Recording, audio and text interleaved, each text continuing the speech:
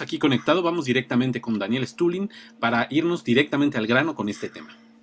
Perfecto, vámonos hasta la hermana República de Canadá, de la hoja de maple, que dice Daniel Stulin, se lo dice Antonio, que pues es el conejillo de Indias de la Gran Bretaña. ¿Cómo estás, Daniel? ¿Qué tal estás, Rubén? Buenas tardes o buenas noches. Buenas tardes todavía, sí. Sí, tú estás. Oye, pues con muchos temas, lo de la Nancy Pelosi, lo de Kosovo, pero evidentemente lo del tema este que me impresiona muchísimo y lo que ya viene tu webinar también el día 14, ¿no? 10 de agosto. No, perdón, el día 10 de agosto. Ahorita ponemos ahí. Oye, ¿por dónde le quieres entrar de tantos temas que están ocurriendo en el mundo? Porque pues yo de repente, como persona emotiva que soy, digo, qué barbaridad, como Mafalda, paren el mundo que me quiero bajar. Exacto. Pues si quieres podemos empezar por lo que terminaste de comentar con Guadalupe, el tema de lo que comentamos con Antonio, ¿no? En la entrevista, no me acuerdo, me parece la semana pasada. Sí. Porque fíjate, llegamos a Canadá, hicimos una entrevista, un Q&A, ¿no? Las preguntas y respuestas con nuestra audiencia, con la gente, los suscriptores, que son muchos, cientos de miles, y bueno, cada 2 semanas hacemos un Q&A para contestar las preguntas de la gente, ¿no? 1 hora, media hora, 40 minutos. Uh-huh. Y bueno, yo estaba hablando, explicando la situación, porque llevaba muchísimo tiempo, 2 años, sin estar de vuelta. Y claro, impresiona mucho, porque yo vivo en un país absolutamente libre. Bueno, tu país, el país que se llama México. Y en ese sentido, llegando a un país que se llama Corea del Norte, o a.k.a. Canadá, uno se da cuenta enseguida que lo que vimos en mi niñez, ¿no? La Unión Soviética, sobre todo la última fase de los últimos años de la muerte anunciada del país, donde no existía ninguna libertad de absolutamente nada, pues tú te encuentras en la misma situación en Canadá, donde no puedes contar, no puedes hablar. Todo el mundo ha visto lo de los camioneros, pero bueno, lo de los camioneros es un caso extremo. Sí, no digo que los camioneros son extremistas, no quiero que la piense. Sí, no, pero vaya una. Pero la reacción del gobierno, y bueno, no solo la reacción del gobierno, ¿te acuerdas? Trudeau, el primer ministro, desapareció. Supuestamente tuvo COVID, y bueno, después se escondió. Estamos hablando de cosas diarias, que uno está en la calle hablando con la gente o no hablando con la gente, simplemente viendo las acciones y las reacciones de la gente. O sea, 2 años de estar encerrado en tu casa con el tema de no lo podemos comentar por razones obvias, porque no vivimos en la sociedad libre, así que yo empiezo a comentar lo que yo quiero decir, que tú entiendes, y entonces te cierran tu canal y no queremos eso. Pero esta es la realidad de hoy en día. ¿Cómo hemos llegado aquí? Es otro tema, y quizás podríamos empezar por ahí, porque fíjate, lo estaba pensando, lo estaba escuchando y vi lo que tú pusiste en tu cuenta de Twitter, ¿no? Que el tema de los niños y tal, pero el tema de los niños es un aspecto de qué? De control global. Y esto es lo que yo quiero explicar un poquito para que la gente entienda, porque mucha gente, la mayoría, vamos a ser sinceros, no lo entiende. Yo te voy a poner un ejemplo muy sencillo. Vamos a imaginar que somos una mafia global y queremos controlar todos los países del mundo. Pero la pregunta es cómo vamos a hacerlo. No tenemos un ejército. Imagínate si estamos pensando en un Rothschild metafórico o un Rockefeller metafórico. No tiene un ejército mundial, no tiene su propia policía mundial, no tiene control de las armas nucleares, pero controlan todos los países. Entonces, un Rothschild como ejemplo, ¿no? No porque sobre el punto de algún pirámide, como piensan mucho. Pero démosle a la gente lo que piensa esa gente desde la óptica del poder. Vamos a dar a la gente una gran idea, porque la gente está cansada, descontrol, desorden, crimen, anarquía, etcétera, etcétera. Entonces les permitimos elegir. Aquí están los deditos. ¿Qué te gusta? ¿Democracia o te gusta el nacionalsocialismo? No te gusta, ok. ¿Te gusta autocracia? Elige. Y es irrelevante que eres el primer ministro o que no es el presidente, mientras la mafia global controla los recursos, etcétera, etcétera. Entonces, pregunta, ¿cómo se puede lograr todo esto? Respuesta, elemento cultural de control. 1, hacer que la gente se odie. Mira lo que está pasando en Estados Unidos. Exacto. Mira lo que está pasando. Perdón, repito, hacer que la gente se odie. Yo estoy totalmente de acuerdo contigo. Divide y vencerás. Es intencional. Exacto. Esto es un elemento. Pero hay otro elemento, hacer que la gente odie a su país. Sí. Esto es también muy importante. Y también podemos hablar de Estados Unidos, podemos hablar de España, de Inglaterra, de Francia, de Canadá, de lo que sea. Y por lo tanto, a nivel mundial, tú tienes que manifestaciones, desorden, choque entre la policía y los manifestantes, depresión, conflicto, etcétera, etcétera. Ahora, ¿qué quiere la gente? Orden. ¿Cómo obtener el orden? Dictadura, estado policial, gran hermano, big data, rating social como en China, etcétera, etcétera. Es decir, el caos global para llevar a la humanidad al control global bajo ¿qué? La rúbrica de la guerra del terror, la guerra contra el radicalismo, la guerra contra COVID, la guerra contra las drogas, la guerra contra lo que sea. La guerra contra... Y el mecanismo de control, Rubén, control burocrático, en cada país está bajo el control de las mismas personas. Ahora, ¿cuál es el objetivo de la élite? Vender a la gente la desesperación, futuro sin futuro, y está funcionando. Esto es lo que ha hecho Tavistock, eliminar el concepto de un futuro brillante para nosotros, destruir el concepto de mejora la vida del ser humano por kilómetro cuadrado de espacio contra la naturaleza. Te venden la desesperación. Por ejemplo, fíjate, 131 millones de estadounidenses toman antidepresivos. Sí. 131 millones. 14 millones de niños americanos estadounidenses están tomando medicamentos prescritos por psiquiatras. Ritalin entre ellos y los derivados, sí. Exacto. O sea, fíjate, en Europa, en el año 2019, el último dato antes de COVID, la gente gastaron en Europa, que es un lugar supuestamente civilizado, que está supuestamente bien, 900 mil millones de dólares en psiquiatras. Te repito este número, 900 mil millones de dólares para ir a un psiquiatra en nivel europeo. O sea, ¿tú me quieres decir que estamos hablando de una sociedad sana y saludable? Entonces, fíjate, tú tienes, hablando del poder en la sombra, hablando de este control global, tú tienes, por un lado, política nacional, por otro lado, tienes política exterior y por otro lado, tú tienes la política global. Todos los procesos globales son procesos controlados. Por ejemplo, cuando tú tienes una niña de 13 años de edad, salió el otro día aquí, me acuerdo, hoy estamos a martes, estamos a la semana que viene, el jueves, sí, que una niña de 13 años de edad, ¿sabes? ¿Cómo se llama? Se metió heroína en el cuerpo y, bueno, y murió. O sea, no es que la niña decidió de suicidarse. Ella es un número, es una víctima dentro de esta transformación de la sociedad a nivel global a una generación sin futuro. Y si tiramos del hilo, esto es importante, porque la noticia es, una niña muere 3 años de edad con sobredosis, la palabra que buscaba, sobredosis de heroína. Pero si empezamos a tirar del hilo, ¿okay? El último responsable de la droga que mató a esta niña es la reina de Inglaterra. Y a la gente que quizás no están acostumbradas a escuchar este tipo de conversaciones como estamos teniendo tú y yo, porque están estupidizados viendo las noticias de Fox, de CNN, cómo la reina de Inglaterra vende drogas. Yo no he dicho esto. Lo que he dicho, si tiramos y miramos y analizamos, ¿sabes? Como por ser un detective, la persona ahí al final del camino es la reina de Inglaterra. ¿A qué se dedica el Imperio Británico los últimos 200 años? Volviendo a la época de guerras de opio en el siglo XIX. A las guerras de opio, la opio. O sea, ¿qué hace la élite? Crea caos. Sustituir valores reales por valores falsos o valores superficiales. Totalmente. Sustituir la moralidad por el comportamiento inmoral.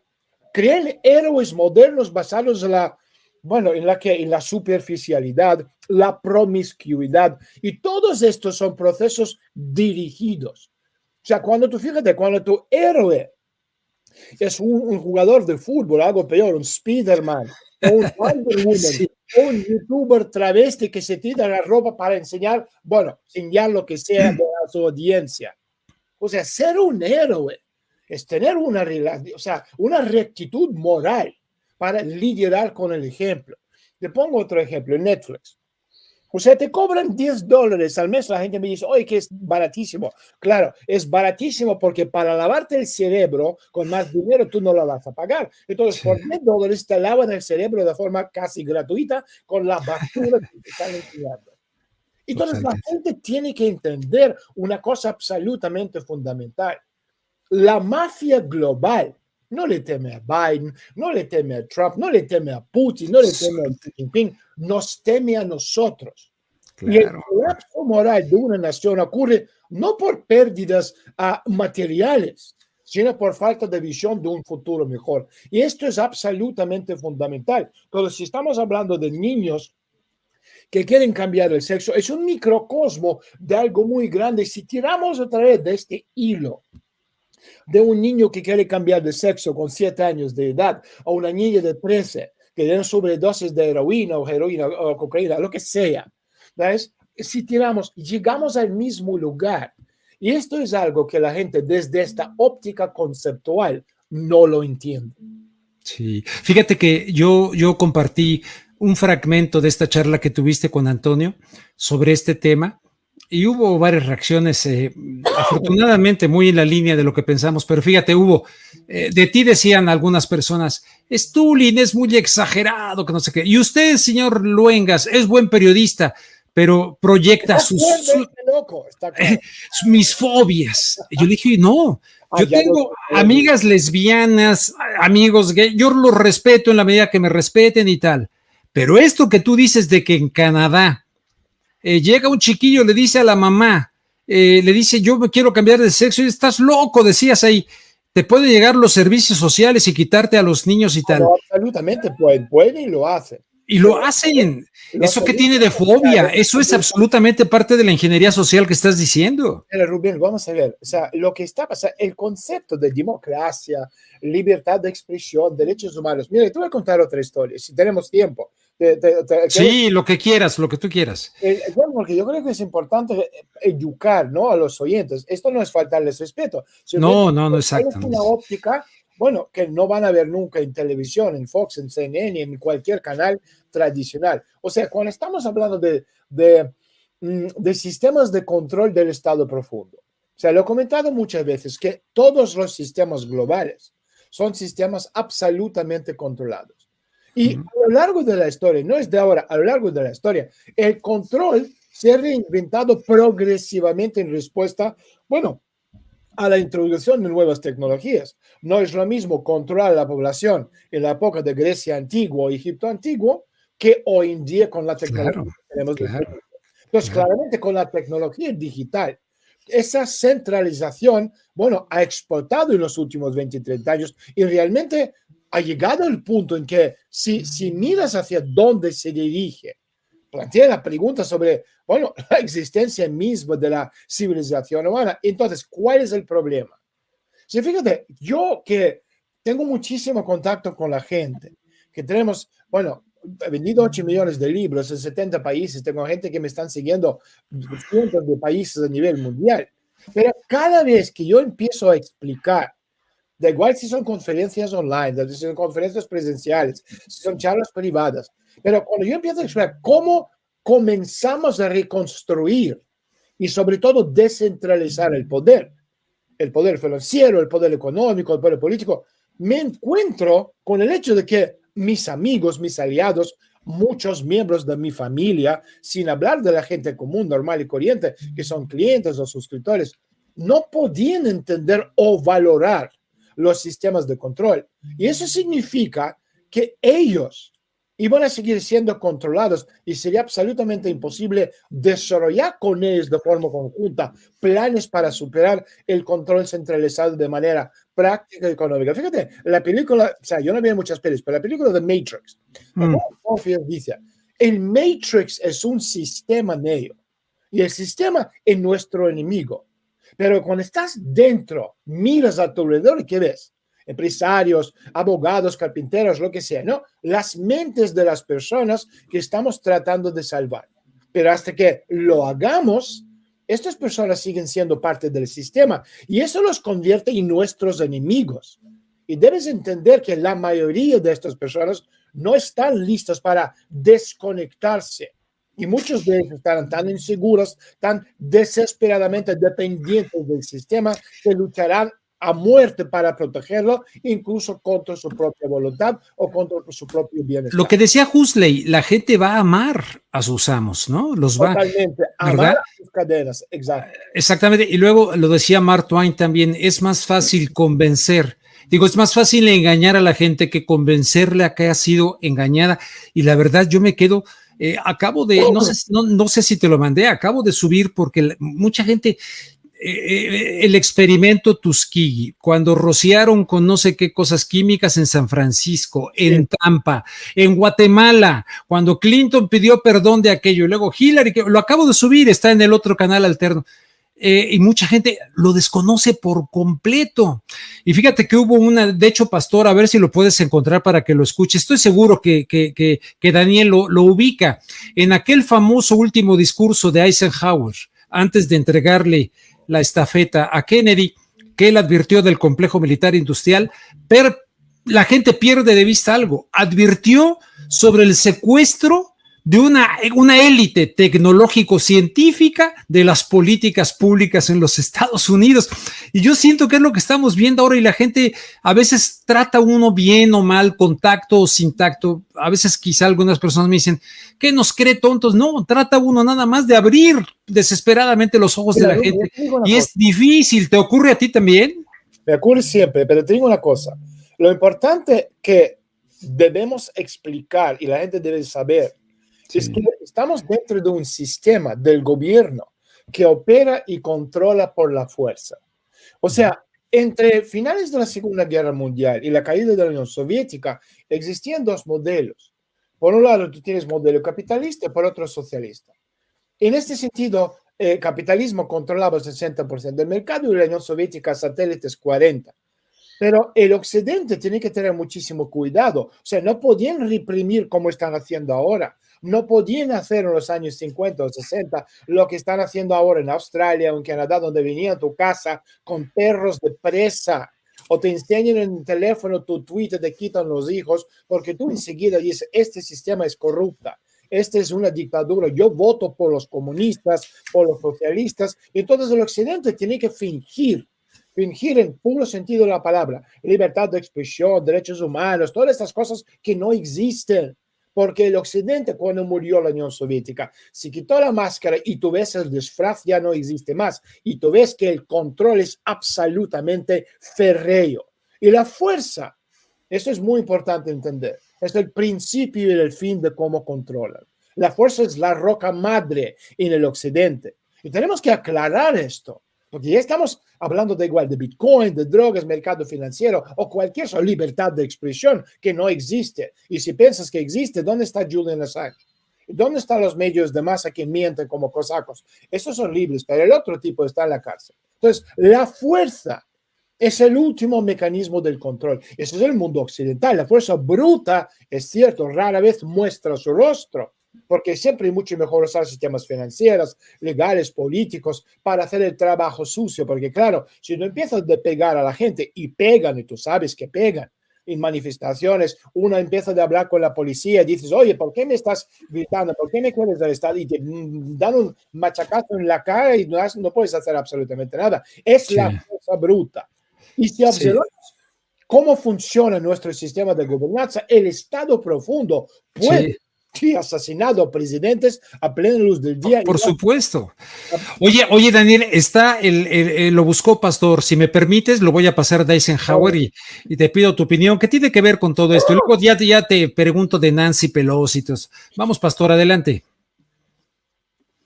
We must also be alert to the equal and opposite danger that public policy could itself become the captive of a scientific technological elite.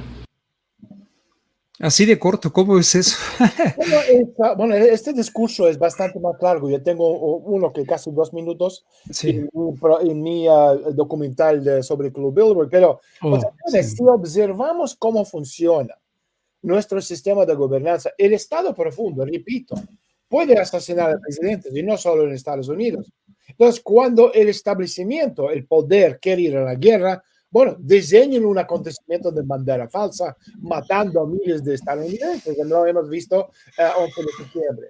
Y cuando el Estado profundo quiere el control de armas, ¿qué hacen? Diseñan una serie de tiroteos escolares en el país. Claro. O en Canadá, donde sea, cuando la élite quiere una guerra contra las drogas, una guerra contra el terror, pueden crear el fenómeno necesario para justificarlo con el apoyo de los medios de comunicación. Repito, el control empieza con el hardware, no con software. O sea, la gente piensa que el control proviene del software de tu ordenador. Hemos estado en el mundo basado en software. No, creemos que son los ordenadores. No, se basa en la capacidad de matar y controlar nuestro mundo físico. Y este control, o sea, si pones el telón del fondo, nos lo están dibujando los medios de comunicación de masa, los que piensan que los medios son independientes, el fourth state, todo este cuarto poder. No existen medios independientes. Medios independientes es un tipo como tú, a una persona como yo, o una que no trabaja porque si tú trabajas para el gran medio de comunicación, ¿quién te paga el sueldo? ¿Quién paga la luz? ¿Quién paga el parking? ¿Quién paga la calefacción? ¿Quién paga todas estas cosas? ¿Qué paga el gobierno? ¿Cómo se llama la empresa?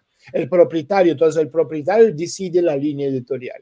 No te gusta, te vas a otro. O sea, fíjate cuando estaba trabajando para RT, Russia Today. Okay, ellos tienen una política, pero yo soy un tipo absolutamente libre. Yo gané mi libertad a costa de palos en la cabeza, a costa de perder trabajo, a costa de muchas cosas, pero mi libertad es sagrada y yo como ser libre nunca hago ningún acuerdo, por eso perdí trabajo en muchos sitios y en yo tenía el programa más visto en la historia del mundo hispanoparlante, con 8 millones de seguidores cada semana me estaban viendo. Yo ganaba triple de lo que ganaba cualquier otra persona trabajando en RT, pero me llegó documentos. 1.200 páginas de documentos secretos donde se demostraba de forma tajante cómo Cristina Kirchner, en esa época presidenta argentina, estaba vendiendo tierras de la Patagonia a su casa y depositando el dinero en las cuentas secretas en Suiza. Y el tipo, por estas casualidades de la vida, que era director general del banco, era un súper fanático lector mío. Y me llamó un día y me dijo, tú tienes que abrir la cuenta bancaria en este banco. Y digo, bueno, yo no necesito. Me dijo, sí lo necesitas. Y después tú necesitas abrir una caja fuerte. Yo le digo, desde luego no necesito una caja fuerte. Me dijo, sí, lo necesitas. Y yo le miré y dijo, ok, bueno, lo necesito. Y varios días más tarde me llegó un sobre con 1.200 páginas de documentos que demuestra que esta tipa había vendido tierras por un valor de más de $1.000 millones. O sea, que va de la izquierda. Y lo sacamos a la luz. Y yo aproveché el momento, que ahora no me acuerdo qué mes era, pero básicamente era entre las fiestas, era un fin de semana largo, esa gente, los directores que siempre miraban mis programas antes de sacarlo ¿sabes? No lo han visto. Y salió. En todo el mundo lo había visto, todo lo que estaba diciendo, y desenmascaramos a Cristina Kirchner. Personalmente llamó a la directora general de RT y le dijo, justo en el momento, estamos hablando de 2014, cuando RT estaba abriendo su canal RT en abierto en Argentina, y le dijo a la directora general, que se llama Margarita Simonian, o Stulin se va hoy o olvídate de canal en abierto RT. Bueno, le faltaba tiempo. Me echaron 4 segundos más tarde. Wow. Una historia de RT en español, y no solo RT, sino a nivel mundial. No había otro programa con tanta audiencia. Yo lo veía siempre. Oye, yo ya tengo mi boleto, por cierto. No me voy a perder tu ¿cómo se dice? Webinar. El webinar el próximo día 10, y afortunadamente ya tengo mi boleto porque, como te dije, oye, por cierto, no sé si quieras, la gente me pregunta mucho y me dicen mucho y digo, yo no sé qué responder. Oiga, no, que nunca iba a entrevistar a Stulin, yo nunca dije que no lo iba a entrevistar, es el que dijo que no. ¿Les quieres dar tú una explicación de por qué nos hemos encontrado? Vamos a ver, muy larga. El tipo no merece, el tipo que me mintió, me engañó en mi relación contigo, ¿sabes? Me había dicho, un amigo, da igual cómo se llama. Sí, da igual. Que se aprovechó de mi amistad con él, tenía un problema contigo y me mintió un montón de cosas feas sobre ti, y como yo era amigo de este tipo, yo soy amigo de mis amigos, ¿entiendes? No tenía ninguna razón de cuestionar, ¿sabes? Su honestidad, pero después, a paso de tiempo, me dio cuenta que tipo me estaba mintiendo. Pues sí, ahí está. Cuando eso, porque la gente cree, dice, qué bueno que cambió de opinión y que usted... No, yo nunca cambié de opinión, yo siempre estuve firme. Como te dije, sabes, Daniel fue eco, no voz. Pero en fin, qué padre que te percataste. Que al final lo que hace el hombre es la capacidad de reconocer los errores, y culpas y seguir en la vida.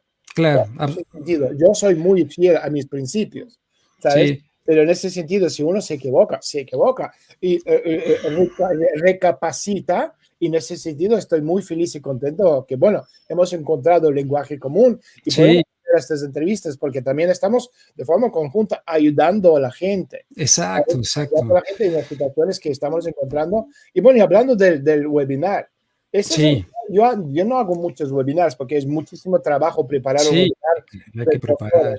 Poner en pie, o sea, no es hacer una entrevista con 3 preguntas y yo contesto y chao. Es poner en pie una visión conceptual que explica el mundo a la gente en 2 horas, 2 horas y media. Y en ese sentido, yo hago 4 o 5 webinars al año, o sea, de los 365 días al año, hago 5 webinars, 5 días del año hago webinar. El resto, no, porque estoy trabajando ya 2 meses en poner este webinar en pie. Es complicado, pero es tan horrorosa ahora mismo en el mundo, y yo no lo digo para dramatizar, no. Falta. Estamos viendo cómo la gente quiere meter carne humana, que nos están diciendo que comer carne fake está bien, que comer cucarachas es mucho mejor que comer comida sana, mientras ellos, los Bill Gates y compañía, están comprando miles de hectáreas de la tierra, desmontando y destruyendo la sociedad, desmontando la clase media, destruyendo, o sea, la clase productiva, convirtiendo la clase media y los pobres en muy, muy pobres. O sea, estamos viendo este reinicio global, Rubén, que se trata de ¿qué? De esta reingeniería de todo lo que nos rodea, el sistema financiero, político, económico, social. O sea, el dinero va a desaparecer, tú vas a tener la tecnología de dinero digital. Y este dinero digital está vinculado a tu rating social. O sea, Daniel Stulin, usted está hablando mal del primer ministro Trudeau. Usted pierde 10% lo que usted tiene. Yo no lo puedo sacar porque ya no es un billete. Es un número en la pantalla. En este sentido, es absolutamente fundamental explicar a la gente que lo que está pasando ahora, nos afecta absolutamente a todos. O sea, fíjate, ¿quién hubiese pensado? Estamos hablando de finales del año 2019, celebrando el fin del año y tal, que 2 meses más tarde el mundo cambiaría para siempre en todos los sentidos de la palabra. Que el concepto de campo de concentración, pasaportes de identificación de vacunas, todo ese tipo de cosas estarían o formarían parte de nuestra vida diaria. Entonces, en ese sentido, nuestra seguridad personal, física, política, económica, alimentaria está en juego.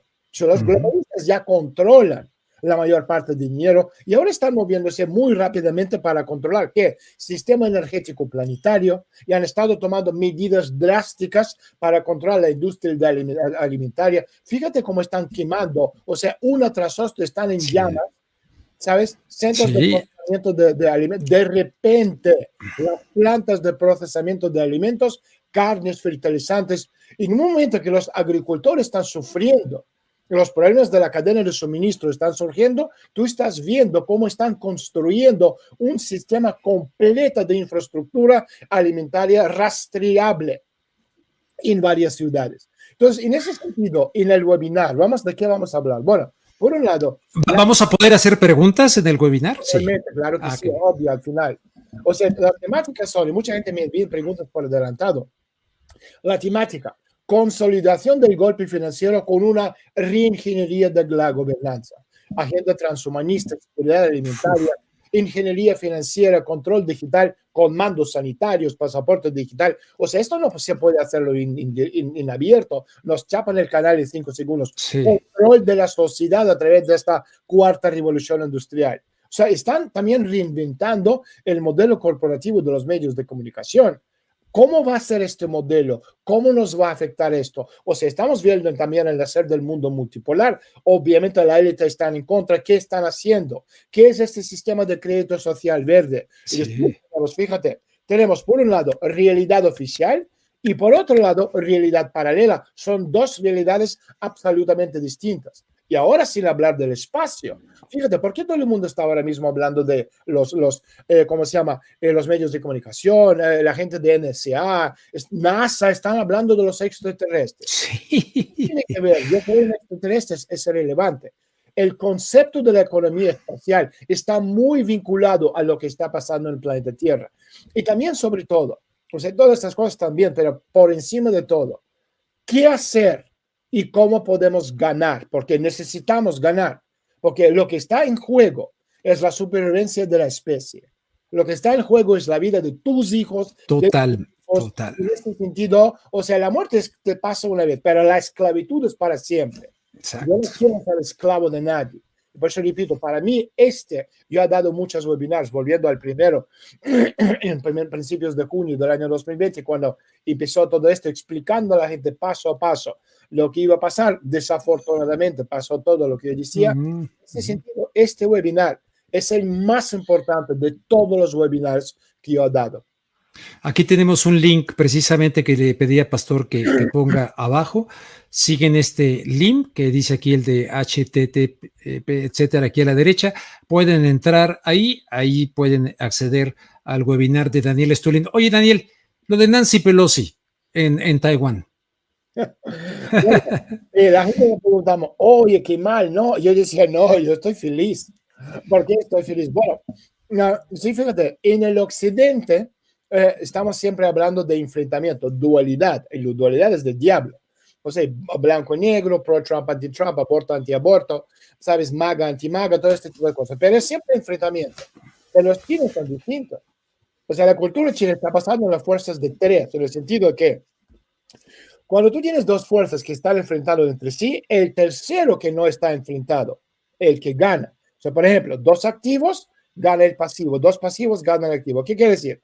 Tú tienes dos tipos que se pelean en el bar. El que no pelea saca la ventaja, porque es más fresco, porque no ha gastado su energía, porque no se ha roto su ropa. ¿Me explico? Entonces, cuando la Unión Soviética y Estados Unidos estaban enfrentados en la Guerra Fría, ¿quién sacó la ventaja? China. Y ahora mismo, o por el contrario, cuando tú tienes dos países o dos personajes pasivos, están en el sofá viendo la tele, por ejemplo, el que está haciendo algo gana porque saca ventaja haciendo cosas. Entonces, en ese sentido, Rusia, ¿quién sacó la ventaja de este enfrentamiento de hoy? Rusia. ¿Por qué? Porque demostró ser la única potencia capacitada de decir, poner en la mesa. A Estados Unidos lo que tiene que ser. Ahora, vamos por parte. ¿Ok? Entonces, me gustaría llamar la atención, para empezar, ¿no?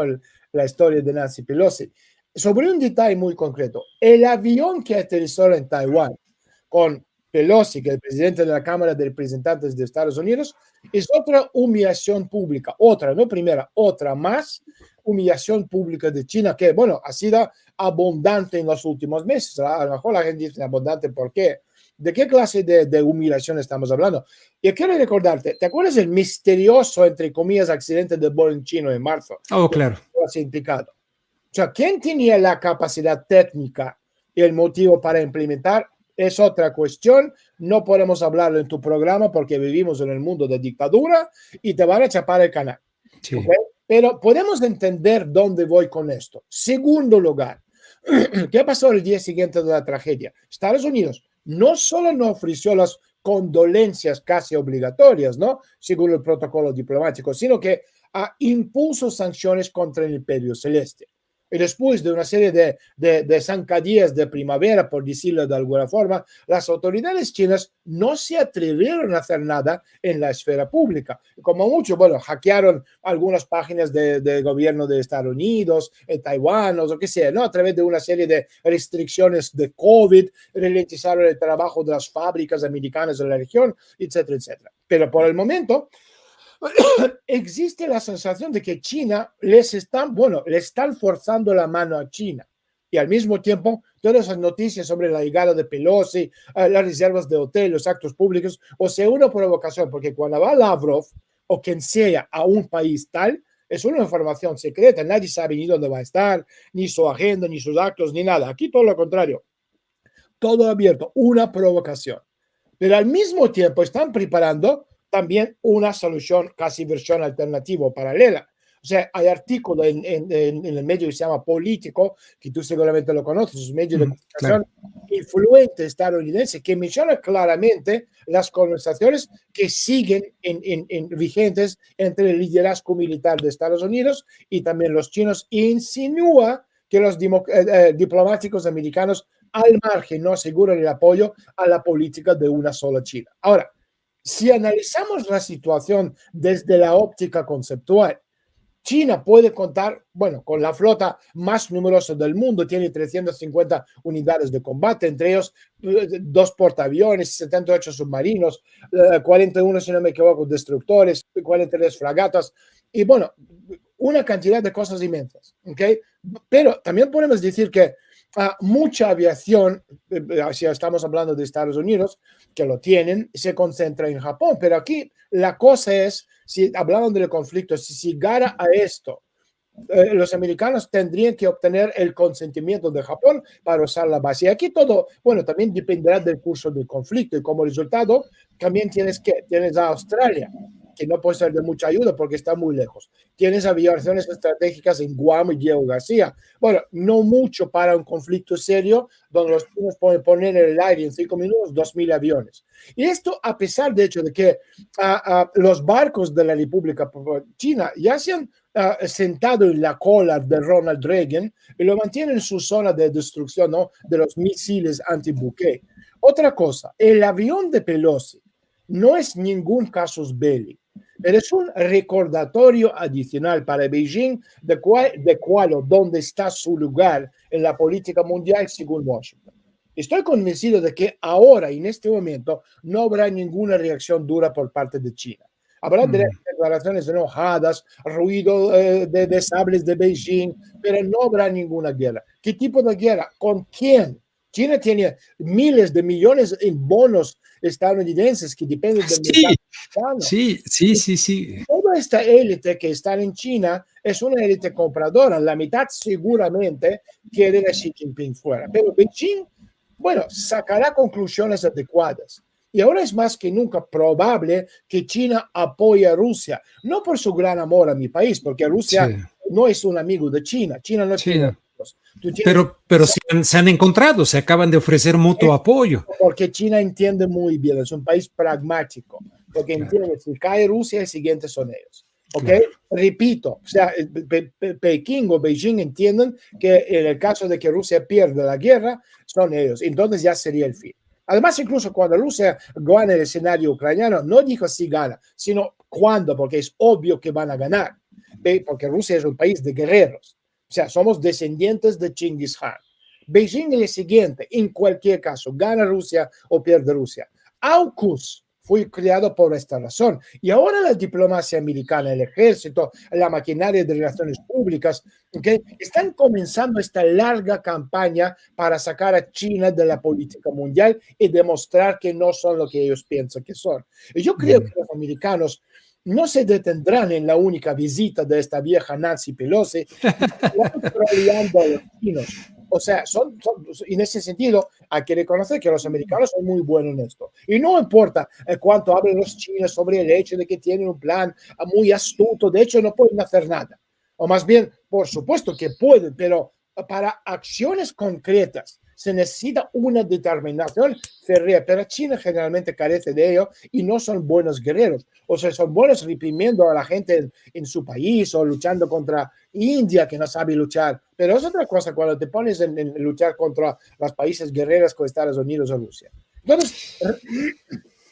No, termina. Sí. Entonces responderán a las provocaciones con, bueno, ¿qué veremos? Desfiles, ruidos de sables, masacrando ciudades, bueno, con tanques y vehículos blindados de combate y otro entrenamiento más, aunque yo no entiendo cuál es el sentido de levantar una cantidad de miles de vehículos blindados en la costa si no vas a hacer absolutamente nada. Y no me sorprendería que la próxima persona en visitar Taipei sea Joe Biden.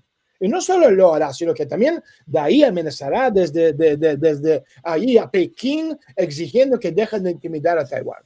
Y China, bueno, responderá lo mismo. Indignación, declaraciones, advertencias, ejercicios, bla, bla, bla, y demás. Pero al margen, pedirá a Washington en privado que sean más indulgentes, estando listos para un diálogo constructivo, para no perder la cara. Entonces, el único, ya terminó, que se benefició de este espectáculo de hoy sobre el estrecho de Taiwán es obviamente nosotros, Rusia, porque a diferencia de China, Rusia no tuvo ningún miedo de entrar en una batalla geopolítica con el segundo mejor ejército de Europa, que es obviamente Ucrania, porque cualquier ejército salvo ruso, los ucranianos les borran de la faz de la tierra. Y el mundo entero percibe la guerra de Ucrania de la misma manera. Y entonces, a lo largo, Rusia obviamente es el que sacó mayor beneficio del desarrollo de la historia de Taiwán.